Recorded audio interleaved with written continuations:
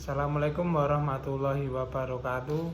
Perkenalkan, nama saya Naufal Ayudhya Kurnia Pratama dari kelas Perbankan Syariah 2G dengan NIM 225231266. Di sini saya akan menceritakan tentang perjanjian Giyanti dan terpecahnya Jawa, yaitu dahulu sekitar tahun 1755 terjadi suatu perjanjian dari segitiga politik antara Pakubuwono III, Pangeran Mangkubumi, dan juga VOC yang dikenal dengan perjanjian Giyanti. Perjanjian ini terjadi pada 13 Februari 1755. Nama Giyanti sendiri diambil dari lokasi penandatanganan perjanjian bertepatan di desa Janti yang sekarang dikenal dengan Dukuh Kerten, Jantiharjo, Karanganyar, Jawa Tengah.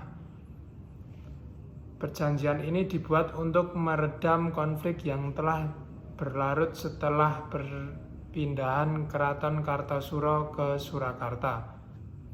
Pada saat itu Mangkubumi yang membantu Pakubuwono II dalam meredam konflik mendapat hadiah sebidang tanah dan Pakubuwono II. Namun ternyata hal itu menimbulkan kecemburuan salah seorang pangeran, lalu melaporkan ketidakadilan tersebut kepada Gubernur Jenderal Baron van Imhoff. Sang gubernur lalu membuat keputusan yang membuat tanah tersebut tidak jadi dimiliki oleh Mangkubumi.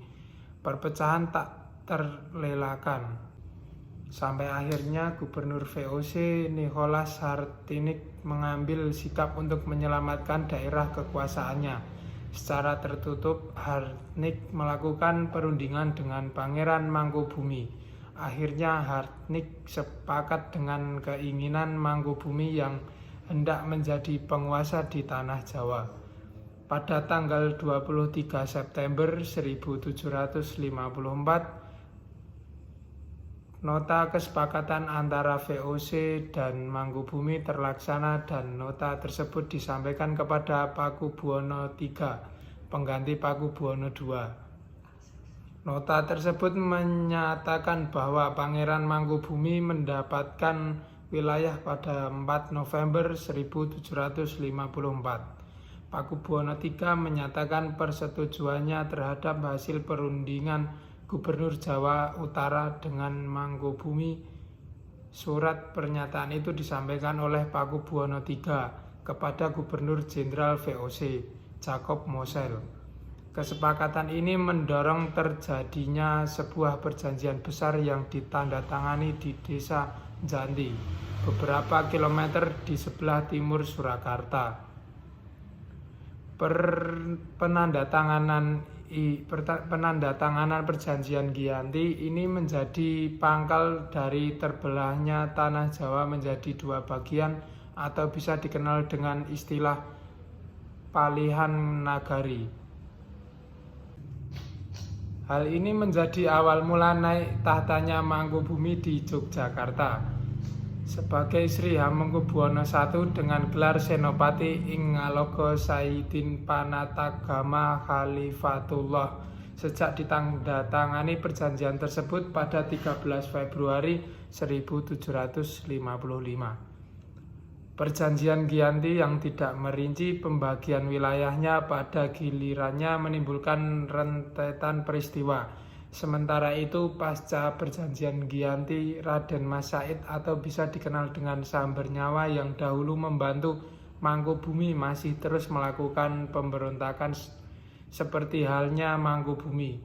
Pangeran Sambernyawa yang juga Pakubuwono turut menuntut hak sebagai penguasa wilayah. Dalam gerakannya pada Oktober 1755, Pangeran Sambernyawa berhasil mengalahkan satu kelompok VOC. Pada Februari 1756, dia juga hampir membakar keraton yang hampir didirikan di Yogyakarta. Setelah perang bertahun-tahun, VOC akhirnya menyudahinya dengan penandatanganan perjanjian Salatiga pada 1757. Perjanjian ini membuat tanah Jawa kembali terbagi.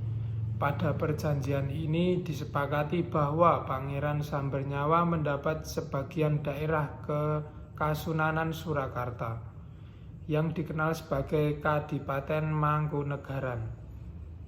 Pangeran Sambernyawa berjatah tahta dengan gelar Kanjeng Gusti Pangeran Adipati Arya Mangkunegara Lelena Jaya Misesa Senopati ing Alaga Satriya Raga Mataram ing Nagari Surakarta Adiningrat. Cukup semanten saking kula, kirang luwih nyuwun pangapunten. Wassalamualaikum warahmatullahi wabarakatuh.